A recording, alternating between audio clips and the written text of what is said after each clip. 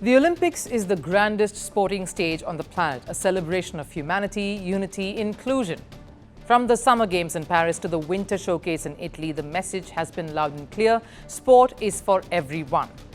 But is it really? Because while athletes speak of breaking barriers and building bridges, fans are quietly hitting a financial wall. Skyrocketing hotel prices, doubled restaurant bills, flight tickets through the roof, and the general ecosystem expensive. All showing that attending the Olympics feels less like a dream and more like a luxury package reserved for the elite. So when the Olympic motto speaks of faster, higher, stronger, together, is it a call for fans to strive just as much to get there? Our next report breaks it down. The Olympics are meant to be the world's biggest celebration of sport. Every 4 years, the globe unites twice, once in summer and once in winter. But what we're seeing now isn't just competition between nations, it's competition for affordability. Winter Games in Italy were expensive. Just surviving for the tourists became a task. Reports indicated that hotel prices in Milan-Cortina saw a massive surge.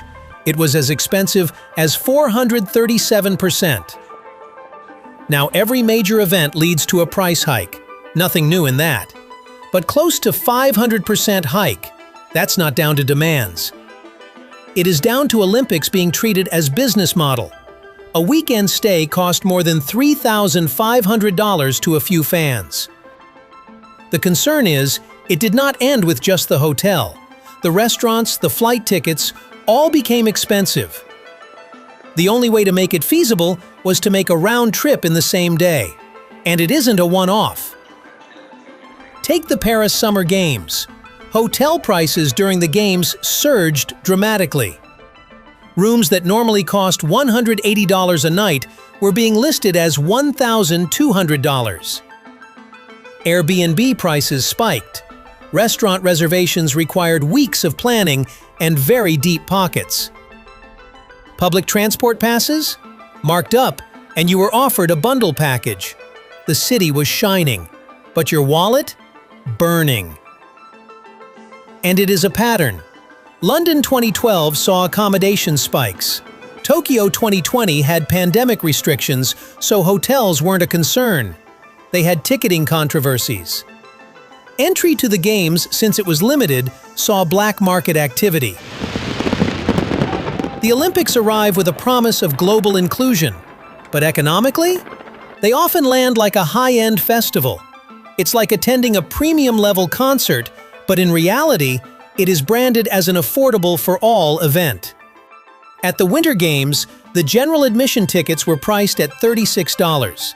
50% of the tickets were priced under $120. The opening ceremony, in fact, had a starting price of $310. So on paper, it looks like an affordable event. But in reality, the costs are much higher. And let's be clear, this isn't about standard tourism economics. Of course, demand increases prices. But when a multi-billion-dollar global sporting event pushes basic access beyond middle-class affordability, it raises a deeper question. Who are the Olympics truly for? And it doesn't just end there. There are hidden costs, like merchandise, fan zones, ceremonies. Add it all up, and suddenly the Olympics becomes a 5-figure vacation. That doesn't scream Games for all. It whispers premium access only. And here's where it gets tricky. Host cities defend it as economic opportunity. Businesses capitalize on demand. Tourism boards promote record revenue. But does the short-term surge alienate the very audience that fuels Olympic passion? Perhaps that's the real challenge for the future of the Games. Not just building bigger stadiums, but ensuring the seats inside them aren't reserved only for the privileged. The Olympics are meant to belong to the world. The question now is, can the world still afford them? The Narayanhiti Palace was lit for dinner. The royal family gathered. Laughter echoed through marble halls. But soon, it all changed. Gunshots rang out, one after another. A night that would shatter a kingdom. In ours, the royals were assassinated. Not in a war or a coup, but in a massacre inside the palace walls.